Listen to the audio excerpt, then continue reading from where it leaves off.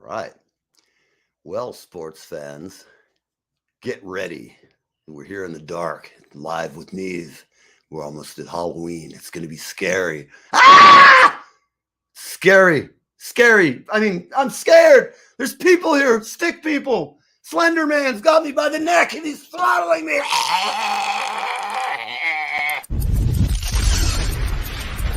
Five, four, three, two, one. You're live with Neve.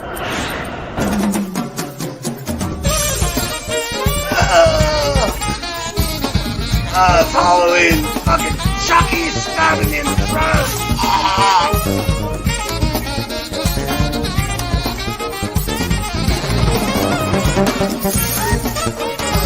Right, the show you've all been waiting for. Millions worldwide standing by. For the great Lawrence Juber, we will now take a abundant breath. Breathe with me as we enter the sacred halls of knowledge, where you'll be entertained, ignored, accosted, frautaged, and many other symptoms of things that go bump in the night. Stand by, it's WFFROT Radio, Fraught Radio. You're live with Neve. Hi, everybody. What's happening? It's Friday. It's a great day. I've had the black cloud hanging over me all week. I've had tech difficulties. I've trained and educated a score of new Google and YouTube employees.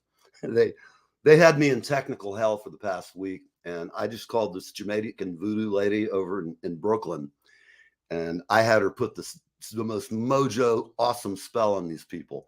They're just going to walk around. They're going to get ear crust behind their ears, and then they're going to fart a lot at inappropriate locations. And until they get their shit right and fix my stuff, they're going to have like this lady too. It was expensive to get them to get that level of service all the way to Vegas from New York. She really had to put the Malocchio on them.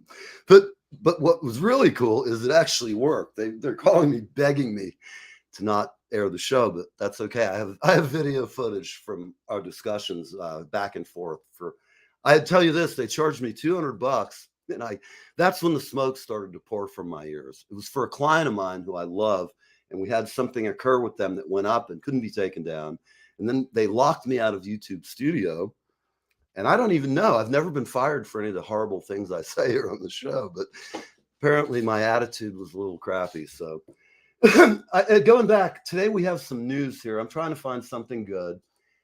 I'm going to go back because poor Brian was sitting here. He came in and I'm talking to myself and I'm rambling and spewing out of my mouth. Well, I was looking for good news today and there just isn't. Again, this is like the fourth week in a row. I mean, there's moderately one or two bits. You know, if you walk around and pay attention to this stuff, it'll drive you crazy. You'll end up like me. You'll sell your soul for rock and roll. So the first story, Pelosi's husband is attacked by a hammer at home. Beaten with a hammer, attempted homicide. And then the headline says, "Where's Nancy?" I have a feeling Roscoe, he's been in the paper. He's been like caught drunk driving. He crashed a very nice Porsche Panorama he was out in the middle of the night at 2 a.m. with some chick, Kafusa, whatever she is. She's out there with him. Now, I know if I get caught in a car wrecked on the side of the road with some hot blonde, some Ukrainian that I bought at discount prices right now, all they'd say is he's just being an idiot, man. But at least I'm not married. I have a girlfriend and I wouldn't be out doing that anyway. But I mean, my theory is I think Nancy wanted some satisfaction. And I'm sorry, man. The guy was in a wreck last month. He's dating 21-year-olds. He may have had performance anxiety. You never know. I mean, that kind of thing, it's a common problem with middle-aged men. And I hate to say it, but you know, if you wake up to Nancy in the morning, I mean, I can't really just say it, scare the hell out of me, but other than that, she's a lovely woman, and I like her big hammer when she walks around with it. It's just so strong woman. You never know. I think she's an interesting character. I'll tell you this, whether you like her or hate her, she's just an interesting human being. To watch our political crap unfold is just amazing. Again, I'm trying to talk to you guys and read up if there's any good news whatsoever on this. Home sales fall 10%, much worse than expected. Why 100 million workers aren't working this year. Because they don't care. They don't have to. They do, but they just. I don't know about the rest of us. I don't see any lack of work. I'm tormented for time. People are turning to sex work as costs of living rise. I've been really needing that Tesla. I think, I just might have to put myself out there. I'll probably do good. There's a lot of nursing homes in town. I can go in there and pretend I'm a priest. I'll be giving them their last rites, all right. Hey, honey, how you doing there? Father Guido Van Erdy here. Dominus Verbiscum Conspirituum. You eat those sleazy pancakes just for saintly Alfonso. They're so light and fluffy bright. And then we have the cannibal versus the Satanist. Toxic political poisoning. I'm telling you, man, this world has gone shit crazy. The only source to solve this whole thing is you got to vote Neve. That's it, man. I'm running for office. I want to be the mayor of New York. I'm going to just clean shit up overnight. We're going to make that town rock again. None of this crazy gangs of people. They're going to have the rock and roll planet. This is going to be it. We're bringing New York back. That's the first thing. I'm going to heal the sick. I'm going to get rid of all the stinky vagrants down in the tube. I'm going to clean house, man. But I'm going to hire the vagrants to work in rock and roll bands. We're going to hire roadies, stage techs. We're going to hire big, greasy bouncers. In fact, my theory of a bouncer, instead of getting some big monk, some big He-Man of a dude like my scrawny self. Anyway, I'm not doing that. I'm going to get the most disgusting homeless people I can find, give them their own cabin somewhere, like on Fifth Avenue. No, we'll put them somewhere where I have friends that I don't like. Anyway, what we're going to do is we're going to have them, like, they'll be the bouncers and stuff. Because if you come in the club, they'll just come over and breathe on you, and you won't even argue. You'll just walk out of the way. I'm sorry.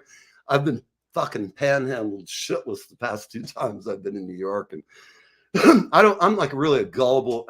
I'm health, man. I'm always handing them a buck, and I know I'm just encouraging them, but I feel for them, Hell, it could be me down there. I've loved a life of sin and rock and roll, and what the hell, man? It could be me. I don't drink anymore. There's a reason for it, man. So enough of all this crazy shit. There's no good news to report. There's nothing. Nada, zip, yet. Fuck it. Let's play some Brian Charette. We're going to let Brian ride out to the end of this. I'm getting a call. I'm so sorry. I'm on the air. Hang on, people. You got to go away. Sorry. The show's on every week, 10 a.m. and 4 p.m. or 1 if you're on the left coast. What the hell, people? You're calling me to talk about my inseam? Good God almighty. How do I pay these people for? So here's some music, and let's rock and roll or play some serious. Let me give you the background. This was recorded, and we're going to talk to Brian afterwards, but this was recorded at one of the best places on Earth. Geomagnetic fields converge around this recording studio and have since the 50s.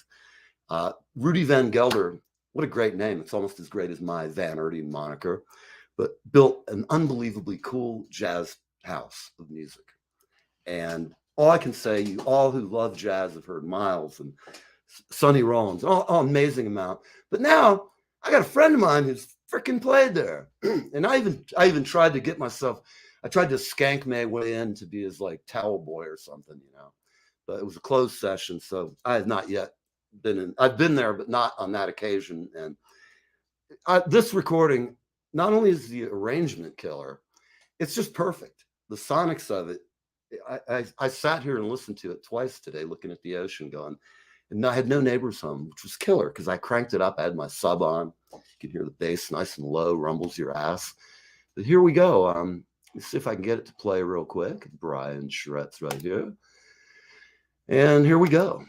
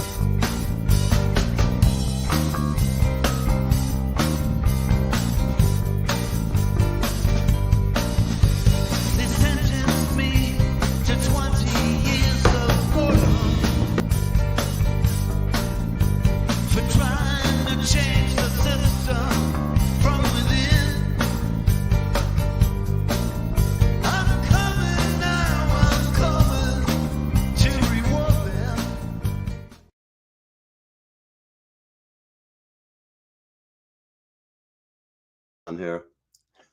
Okay, hang on, folks. We have no technical problems here. Today we are in the hands of the flight engineer of the Titanic. All right, how you doing, people? I'm back. Brian, Hey. how are you out there, my friend? I'm doing great. I think you're very funny. I think you're getting funnier. Oh, God, I hope me. I'm getting hate mail now all of a sudden. I've insulted someone. I'm sorry. I appreciate that, really. I'm not going to send you any hate mail. Well, good. I appreciate that. Yeah. I got to tell you, the past few months of your career have been really popping, which is good, and I love to see it. How was your soiree? For everybody who doesn't know, this is Brian Charette, and you've been over in Europe. Give us give us a thumbnail of what you've been up to the past month or two. Well, I left on September 12th, Mm-hmm. and I was playing with a drummer named Otto Henitz in the Czech Republic and in Slovakia.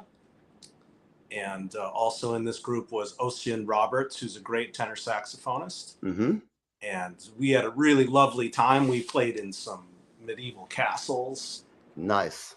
And we played in the Petrov Piano Factory, which makes incredible pianos. I saw that. You posted some of that. Uh-huh. So also a very cool bunch of guys. Uh-huh. And then, How was the language barrier? Was there any language, or they all speak better English than we do? They speak English very well. I actually speak a very, very small amount of Czech just to like order in restaurants. Okay. That's of prime importance. So I can get by with simple communication, Mm-hmm. In Slovakia, I don't really speak that language. Tough language, I've found. To learn anything Slavic is very difficult. I can get by. They have pretty well in sounds. They have Italian. like a zh. They have a zh sound, zh, that we kind of don't have. And there's a lot of umlauts and accents. It's English is the easier language. Absolutely. I find, like, I tried to learn Mandarin last year during COVID. That's supposed to be the hardest. It drove me out of my mind. I mean, it's supposed to just be the so hardest. difficult. And trying to learn kanji, just in itself. There's also three. Is it with Japanese or Chinese? You have to know three alphabets. Is that true? You have to know three of the right. And then you have folks who can read a bit of Japanese, Korean, and Chinese, because there is some similarities in the structure over the. It just makes us Americans go, God, I really feel kind of dumb again. It's tough. And I mean, it's interesting how many people who come here from over in Europe just they totally get it, and they've lived in Yeah. And I've never seen an Eastern European like protesting anything about anything other than like trying to get to work. Well, the Czech Republic is nice because they're not at war with anybody usually. Right. It's actually very, there's different, there are political concerns just like every country, but it's very. People are much more polite in general about that. Although it's very tranquil, and when I come back, I'm always struck by how much. I live on Union Square, so I live in a loud place, but I'm struck by how much louder it is here. You're right. Yeah. And I'm also astounded by over in Europe how, in general, whatever kind of artist you are, people treat you like way different than in America. It's like going and playing a coffee house. They actually pay attention like crowds used to. They don't all sit and film, although I guess that's getting worse. There can be good audiences everywhere, yes. But I think there's, we're spoiled, especially in New York City, because there's so many amazing people. Right. And in other places in the world, there are incredible people, but they're not like thousands and thousands of them. Basically all the people that are good at something come here, so I think if you're in America, like a cultural center, there's so many incredible people there that everybody's a little desensitized, and it just doesn't go as far as it does in a different place, especially if you're from some fancy place,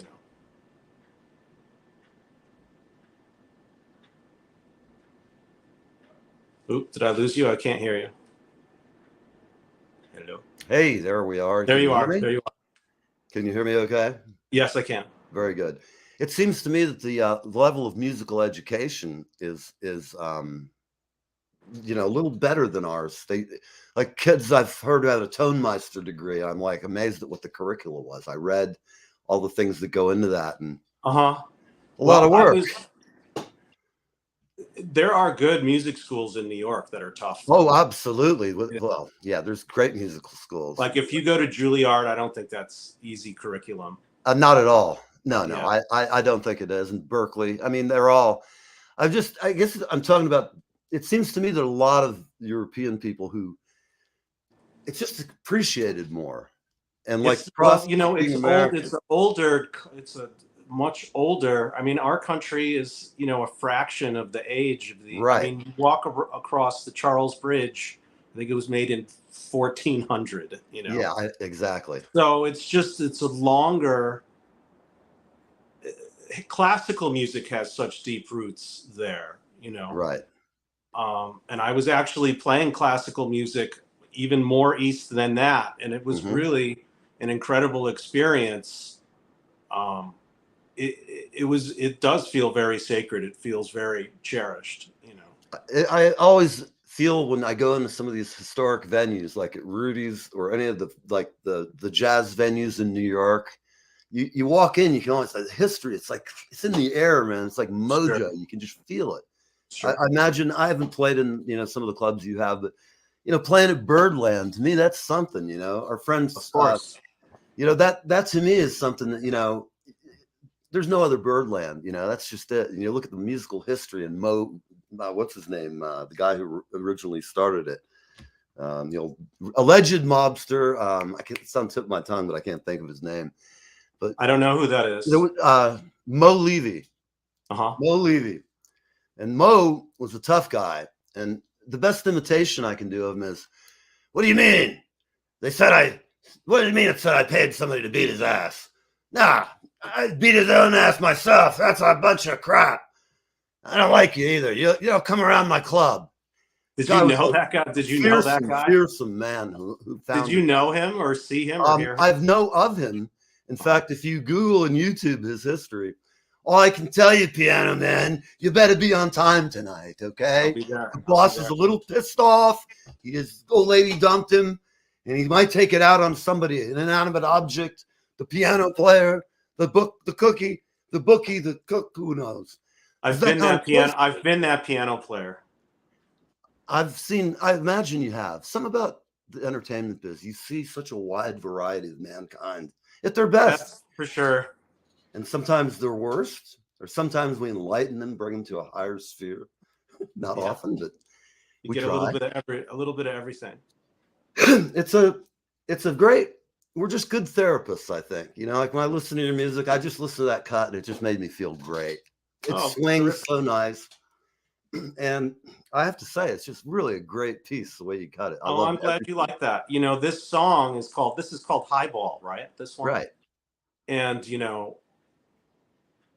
I wrote that. It was the first song I wrote for the album, and I wrote the music pretty quickly. Really? And yeah, like I wrote all of those songs in a couple days. Wow. And that was the first song. And I knew that I wanted to have this kind of very traditional Art Blakey kind of song. And my two grandfathers were both named Joseph, and they would have a great party when they got together. And one would ask the other, "Hey, Joe, how about we have a highball?" How about we have a highball? It's such a trip back to the 60s and 50s era. Yeah, well, this was a little later than that, but I have fond memories of them drinking and going wild when I. Hey, man, back in the day, we'd ride in the car. Mom would have a drink and a cigarette and a racing form. There was a wild world. The world is very different now than it was then. Yeah, for sure. Yeah. So you grew up in New York. Where did you get your musical training? Did you go to Juilliard? No, I went to the University of Connecticut, and I also studied at the Hart School of Music. Okay. But I only have a bachelor's degree. I don't have a higher music degree, but I studied with some kind of guru kind of guys. Right. Like I studied with Kenny Werner, and I studied with Charlie Banakis, who in my time, they were kind of Kenny was kind of into very esoteric spiritual methods, And Charlie Banakis was very into very scientific kind of methods. That's an interesting blend. So they were terrific people to study with, you know. And I was already, you know, I was working in music from pretty early, you know. So I was just doing it as a job, really. I wasn't in school for it for a very long time somehow, you know. And I actually even practiced classical music, not jazz music, really. Yeah. I find that's good training for drummers to learn spontaneity and how to switch gears quickly and time signatures. Is like as a kid and even now when I don't put on like a Tom Petty song I've covered 2,000 times. I'll put on random classical music. I'll just put on my headphones and I'll just sit and groove through the whole thing. It's like learning to play watching a circus. Some of the best drummers play for the circus. I mean, seriously. Oh, I know. That's really hard to do. Hey, Toby is writing. Toby, by the way. Go ahead. I'm seeing Toby here. I can't really write to her easily, but February 9th, Toby, I'm playing at the Baked Potato. And we're going to have Doug Webb and Danny Carey from the band Tool, who's an incredible drummer and a very nice man. And we are going to have a guitarist as well that I'm working on right now. Great. So I'm sorry I haven't been typing, Toby. Hi, I miss you. I hope you're doing good. Hey, man, maybe I'm going to give a talk to our friend from the Conan and Brian show, two of them, Jerry Vivino. Jimmy will pop by and he'll do for the night, won't he? I saw him on your show. I saw that show. Oh, yeah, that's good. He's a great guy. I love him, man. He's just a great funny guy. As hell. These are the guys. These are the guys who gave me my first kind of cool gigs in New York when I was a kid. You know, that's great.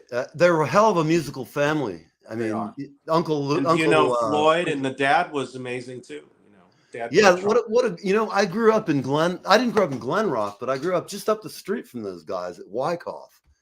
Is that New Jersey? My matriculation before I went to boarding school, and they had the best music program in Glen Rock. And I don't know if you know this, but there's a movie out they did about all the professional musicians, including the Vivino brothers. And there's like a bunch of people who went to Glen Rock. Called? I don't know the name of it, but if you look up on either one of them's YouTube page, it's all about this class that they were in of musicians during this one music teacher. And the music teacher was like the kind of guy that we should all be lucky to have in our lives. Yeah. Somebody who changes whole, you know, your whole, I've changed so many times having a great teacher that your head, it gives you like a cataclysmic change from what you've been doing. Sure. And like all of a sudden you make, I think it's the longer you play, the wider it takes longer to get better. It's like golf. You've got to constantly work at it. And if you're not doing that, you're not going to get really climb those plateaus is the word I was looking for. They get longer. When we're younger, I had a lot of really great teachers and people I'd watch and I'd steal every lick I could get. But that is the best thing to do is if you have great teachers and you're going out and hanging with great players, even if you're not up to their level. Very rarely do I see like people like us in the music biz of any kind from the bottom to the top who don't like to mentor younger people and kind of help them out. Sure. Well, why not? Why not? You know, we all had somebody who helped us out over our lives. Sure. I mean, I still have people. If I was some kid, man, I'd be like, this guy is like a great piano player. If you had some prodigy living next door and I can't imagine you saying, you know, if you noticed enough to notice him, be like, hey, I'll show you a couple things, young man. I try to teach people licks, you know. I've on the show said somebody, everybody can play drums and everybody can, but amazing how many people are scared to try. And I'm like, look, it's the easiest thing. It's like, I don't know, we're like the guy in high school. They figure the drummer's going to be like, you know, he's going to be beating dents out of a car or something. And you find out the guy's a PhD in neuroscience or, you know, people don't always look what they fit into. But, Sure. But I found a lot of people who think at higher levels. A lot of musicians I know are like the smartest people I know in many, many ways. It's an interesting thing that the great breadth of humanity, IQ, color, range, it's just the only thing. It's a universal thing. We can all get together, not even speak a word, and play. And it's like, it usually starts with me, a one and a two. And if you got a bunch of guys, then somebody's going to kick into the groove and it's just going to be like magic. I mean, How many cuts did you take on that track that we heard? Not many, maybe Two, two, three. two at the most. Yeah. Yeah, I love it because The album was it fast. You know, the breathes. album was like 4 or 5 hours. It was fast. Yeah, it's phenomenal. I just love it. It's excellent stuff. Thanks. Well, do you want to play a little bit today? We haven't talked about some of the other things you do. Your Tuesday show. Electronica. We like that a lot. My fans and friends. Toby, as always, turned me on to great players like yourself. Let's see. She's talking Vivino. Sorry. Yeah, Sure. Jimmy. Yeah, those are two my guys reason. are just, man, they're so good. Yeah. You know that, but your electronic. You know, Jimmy. People don't talk about Jimmy. Jimmy is an incredible orchestrator because for years he was writing all of those scores for the Max Weinberg 7. You know, and there's not a lot of people that even do that anymore. There's not a lot of people who can do it, much less. So he's he's got the guitar thing, but he's also got this. Yes. He's also a great keyboardist. I think he was a keyboardist first. Wow, I did not know that. That's interesting. Yeah. I'm going to be interviewing him in the next month or so. Please send him very warm regards from me. He's busy. He was the one who that's how I met them. He came to see me playing. I was playing with Scott Sherrard, who plays in Little Feat now. Right. Okay. So we were playing at Terra Blues in a band that was on Bleecker Street, and we were playing in a band. I think it was called the Chesterfields at that point, and Jimmy was in the audience. Wow. Did you know he was in the audience? I didn't know he was in the audience. I, of course, knew him from the show, but I was surprised that he was there. After the end of the night or the end of the gig, he came up to me. He gave me his card. He said, "We want to have you on the new Vivino Brothers album." All right. Oh, you know, I didn't know. Let me check my date book. I don't know if I can. So they booked me for a recording before I even really started to work with them, and through that we worked together a lot. So now you guys are like just a bunch of great friends and make great. Well, we are friends. I don't see them as much as I used to because they still live, a lot of them. But you know, right? Yeah, they live on the West Coast still. Many of the guys, right? He has a great gig up here in out in Central Jersey, like Hamilton. It's a little jazz, Shanghai jazz, I think. Sure, we used to play there every New Year's Eve.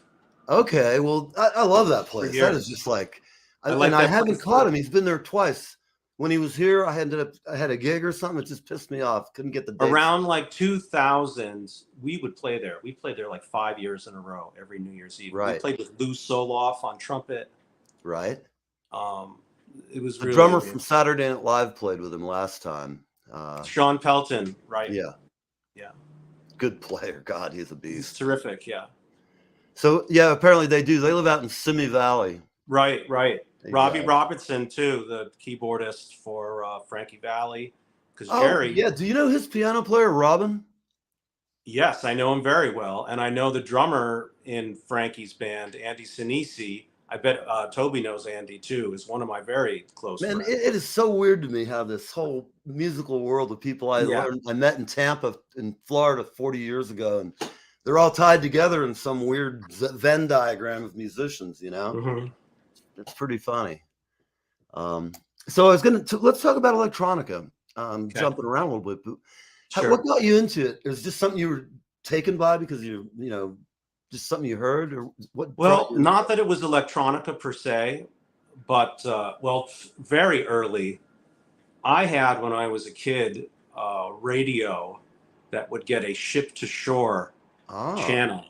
I don't know if a lot of people listening to this probably don't even know what that is. I bet it was a channel where you would pick up random radio signals from from the ether, and it sounded like garbled electronic noise, and this is what I would listen to for hours when I was a child. Wow. In an era, you'd be like making samples probably if you think about it. Or whatever. But this is what I would listen to. It really interested me. I was always as a child, very interested in switches and controls. You know? Right. And as I started to get into music, I found progressive rock music with the keyboard guys Right. Keith Emerson, Rick Wakeman, Yeah. Keith who Emerson and all those. who were very into blues things that I loved. They loved Mm-hmm. jazz kind of things. They played synths, Moogs, and so I was interested in all of these things. Mm-hmm. But electronica, I became really interested in with groups like Aphex Twin and Kraftwerk. Maybe those two groups, especially. That's fascinating to me. I dug Kraftwerk, didn't know what it was about, but I had the interest in synthesizers, and I still do. I mean, I was never have a also, I don't gig. even know if you know this, but when I first moved to New York, Mm-hmm. I was more of like an audio engineer than a jazz keyboardist. Okay. So I had like early Pro Tools and had a home studio in my apartment, and I would record people for a business like Excellent. 25 years ago. So by doing that, I got very interested in what the producers like Aphex Twin were doing Right. with Pro Tools or these different programs where they would cut small audio events and really manipulate them with the plugins and stuff like that. Mm-hmm. So I was very into that. That kind of shows, because when I first saw your show, it's not like a lot of times electronica can just not be composed in the sense it's very thorough composed, actually. Well, some people's is, some of it's just like anything. There's all types of music. Some of it I like, some of it. There's a Japanese guy who he's got hair like mine. And he just jumps around and he's very avant-garde, and he beats the shit out of a snare drum while screaming like Yoko Ono at fish dinner. Oh, I love Yoko stuff. I love Yoko too. I think she's cool wild. And she's Yoko, man. Period. I have nothing to rag on her about. But I like Sean's new music too. I think listen, she's done some stuff that was cool and some stuff that's not so cool. So I don't judge anybody. She's an artist, and avant-garde is. I think that they were studying primal scream therapy too. Right. So I've never really tried that. I bet it works. I think I did primal scream therapy this week while dealing and tutoring the Google and YouTube employees on why they couldn't figure out the program. They just wrote and changed a month ago. Yeah, it can be frustrating. Why did they change it? I don't understand. Really. But, So let's see. I met Julian, right? Oh, okay. Toby met Julian Lennon the other day. I saw that you met him, Toby. I loved his song was Velotte. Is that right? His first big hit. Great. So that record was good. He was kind of the first. He was doing stuff way before Sean. Like he was 40 years ago. He had those songs. 35. Yeah, you're right. It's 1979. Early MTV. Julian was doing his thing. Mm-hmm. No, he's terrific. I loved his music. Yeah, I did too. I still have the LP, or my daughter has it. When I moved to New York, I got rid of like 15,000 records, I believe. Huge. Wow, that's a lot. My whole life, that was my legacy, because I started buying those with paper route money when I was like 8, 10. Mm-hmm. And I had that Columbia Record Club. Sure, I did that too. The tape recorder, they'd send you 20 records, and I did that. I'd I'd have to bug money from my mom. I'd be like, Ma, Mrs. Jones still owes me like $6 for a month and a half, and can you lend me money to go buy a record? I have like a bill for $8 for like 12 records that sure. Or you'd forget to sign it and then it would come anyway. No, I've been there. Yeah, I've gotten rid of I had all those albums that were those made were the days. House aren't worth anything. It's the sad thing, because they're considered the shit in the record collecting hierarchy. I have great LPs, but they're not in good condition. But I have like first pressings of the Beatles. Right. Records. Mine, similar thing. I mean, and my great grandfather used to be a real music fan of like the Rat Pack and stuff like that. Sure. He was a very cool guy. He had like a 67 T-Bird, like beautiful car, all laid out. Had his wife smoke cigarettes with the long, my Aunt Lorraine. She was his second wife, and she didn't want it. She said, "I'm not a grandma. I'm too young to be a grandma." And she was hot, But he was a cool guy. I took him to see Alice Cooper when I was like 13. He loved it. For the rest of his life, till his dying day, he used to go, You know, my nephew Ern took me to this concert. You wouldn't believe that shit. They had snakes, dead babies. He was trying to tell his friends what the Alice Cooper welcome. Alice Cooper is like an amazing golfer, right? Oh, he is an amazing and golfer. He's like incredibly articulate speaker. Oh, everybody thinks he's like some beanhead, you know, like Yeah. a lot of the people who don't know anything about him. They look at Alice Cooper and it's like Marilyn Manson, you know. They think he's. Marilyn Manson is also very bright, you know. You know, hell, if anybody, you know, I always say like he's been accused of this or that and stuff, and I'm like, honey, you're dating Marilyn Manson. I'm sorry, I hate to be like stupid, but what were you doing at his apartment at 4 a.m? And I'm not saying nothing ever happened, but I just tend to look at those. If it was my daughter, I'd be going. First thing I'd say is like, well, what the hell? See, I don't know about the news. Is this a recent news item? I don't know about that. Yeah, there's a recent news item that he bothered somebody and someone, you know, and probably horrific. I don't know. You never know. I know this. I told my daughters, you don't go home with like Fetty Wap, you know. My kid was going to school in Atlanta and she met old dirty bastard in an elevator. Oh my God. He's like licking his chops with his posse, my daughter and her friend. Wow. And then she called me the next day and she was like, I met old dirty bastard in an elevator last night. I was like, oh my God, what the fuck? That's not shit your dad wants to hear, you know? I'm like, God, I'm envisioning all kinds of horrible things. It's like she's running off with Motley Crue to LA and dropped college, you know? I'm off. I'm dating a drummer, even worse. I'm sure that's not easy. I'm sure I wouldn't like it. Oh, man. Yeah, I'm sure I would. Toby's bringing us some backdrop, man. She knows everybody. He fell off the speaker 2 songs in when they. Oh my God! I'm really shocked. You know, I really loved. Who's that? 9 Inch? Was that 9 Inch? No, that's Trent Reznor. Marilyn Manson has his own band. I like them a lot. I loved when he was with Rose McGowan. Right? Yeah, right. That was a very interesting couple to me. You know. Well, you know, he used to have a band, and when he first started out, Manson was in Florida and in Tampa a lot. And he had a band called Marilyn Manson and Spooky Kids. I think the guitar player was the only one who made the big jump with him when he got out to LA and blew up. But his show was so fucking savage, man. In Tampa, we're out there. It's like a cow town back in the days. And I'm thinking around 1980. Let me think about it. Had to be like in the late 80s. He was not famous yet. And he was playing all these heavy metal. And there was another band called the Genitorturers in that period, which they actually really did things on stage that would make you wince. They were doing things to their private parts. Dominatrix with a whip. You know, that already, it starts. And her name is Jen of the Genitorturers. Now, Jen had a hobby. She likes to do piercings. Oh, right on the stage. Oh man, it's the most. All I can say is you see things in rock and roll, man.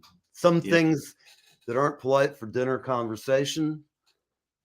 My girlfriend's home. Honey, do you need help? I guess not. And she's not appearing. She must have gone back. But at any rate, yeah, he was like, his band just flipped you up. But the Genitorturers, why they never rose to the top of that macabre, you know, that era, that goth rock, that Rob Zombie. I love Rob Zombie, by the way. I don't know if you've ever heard him, but the guy's great. Sure. I mean, I'm not expert in his music, but I of course know who he is. You know. Yeah, but what I like about him is I like the spirit of it. I kind of like the fact that he's just white trash who climbed out of some grimy shithole in Ohio. I mean, it's all those bands, you know, I find it's uncommon that there's some band that doesn't have a big following, that there's not something about them that. It's something that's speaking to a group of people in a mass psychosis, if you think in a good way. Yeah. Although, I don't know, I can say if my kid had come home and told me, well, Dad, I saw the Genitorturers last night. It was really great. I'd be like, oh, God. In fact, I'm not into being hurt. I'm not either. That's as far. I'm a lover, not a fighter, man. I don't want to be beaten with a stick. You know, I just don't want to be pierced or anything. I had my ear pierced. I keep hearing sounds, but hi, honey. It might be me. I'm on 14th Street. It's a lot of sirens. Yeah, I've been hearing sirens in your neighborhood too, for sure. It's a lot of, you know. Yeah, you know, I don't know, like New York is. I started knowing. I grew up. I used to take a bus or drive my dad's car into Manhattan from Ridgewood or Wyckoff, and I'd ride around. I had this like Ahmadinejad dinner jacket thing that I thought made me look really cool and adult-like, and I had this pencil-thin mustache at like 14.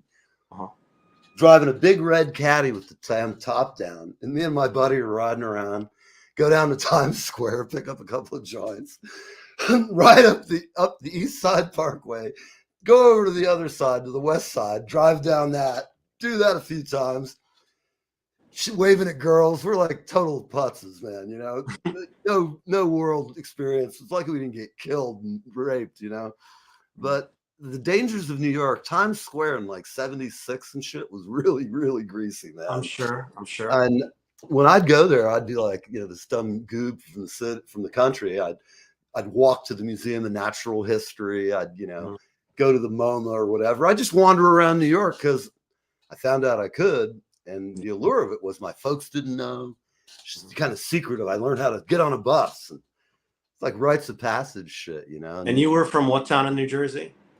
Ridgewood, Wyckoff. So how would you get to Manhattan from Ridgewood? I would take a train from like Paramus. I'd just hop on a train, you know, and we'd haul ass in, or we'd take the bus. Paramus is where all these steeplechase records I make are made. Really? Yeah.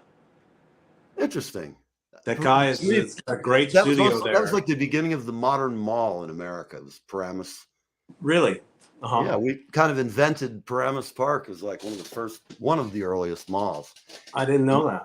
Now, you know, driving around that whole part of New Jersey, how people bitch about LA. I'm like, well, come on up here. I'll show you a couple of places that, you know, every bit is madhouse.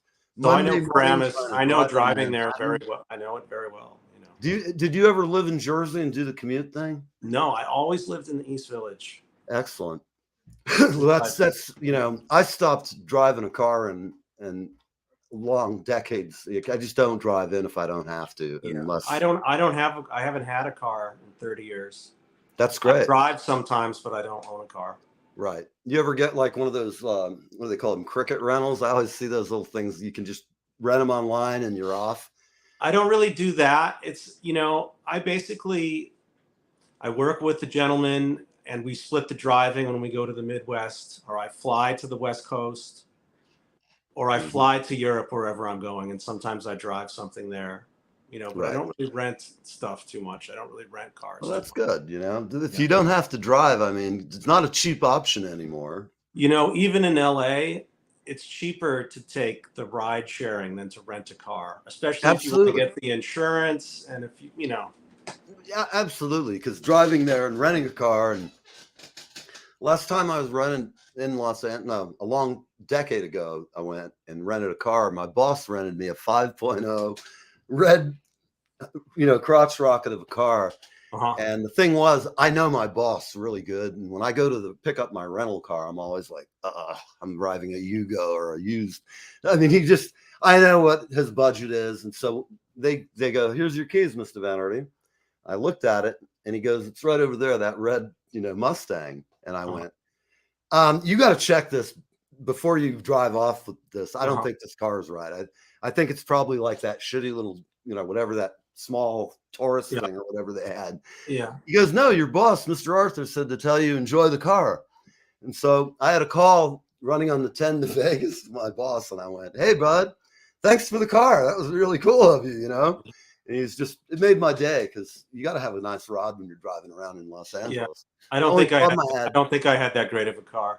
But, you know, my favorite cars in the world are in Los Angeles. I see my favorite.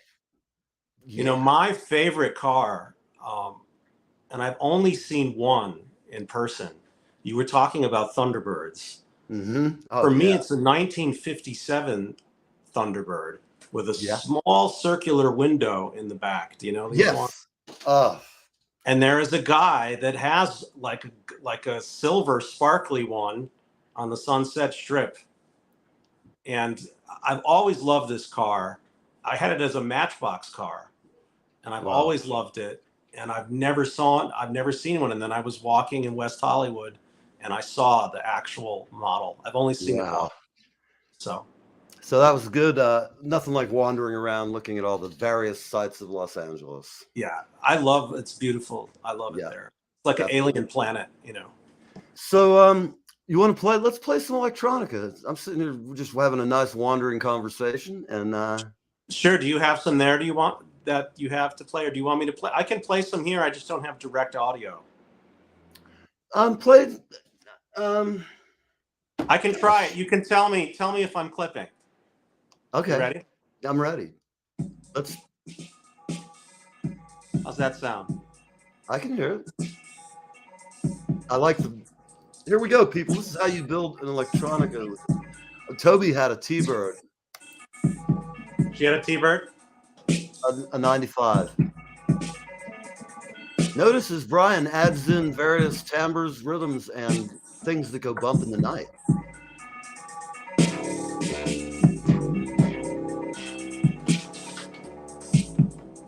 And this is being played a bass sequence, folks, if you're wondering how he's doing it. Toby's hearing it. If it's good for Toby, it's good for me.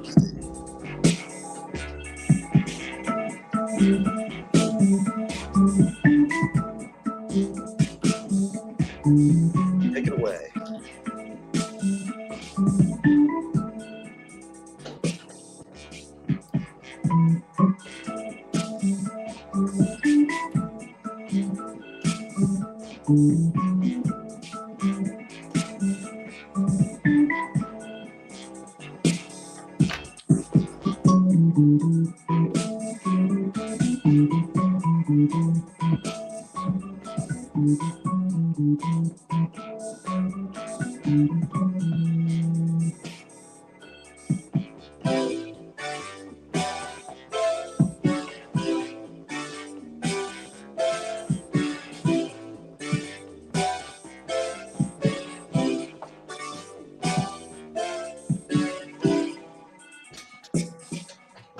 There you go.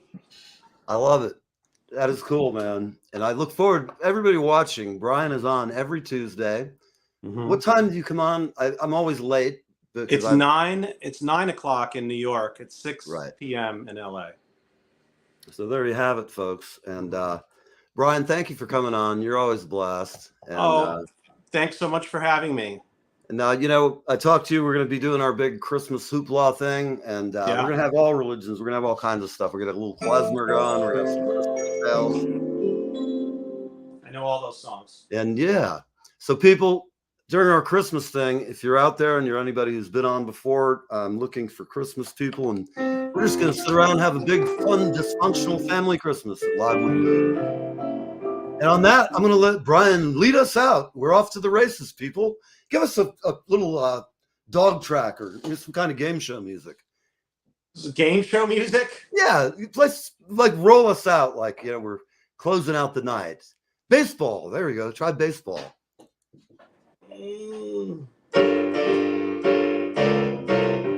All right, there we go. All right, everybody, you've been on Live with Neve. We've had the wonderful and talented Brian Charette. We'll be playing at the Roxy, where the Weinstein booth is now notoriously empty. And the waiters are sad because no one is tipping like good old Weinstein. And on that note, we're going to say goodbye. And let's see, where do we do that? Oh, my God. See you next time. Live with Neve. We'll see you next week.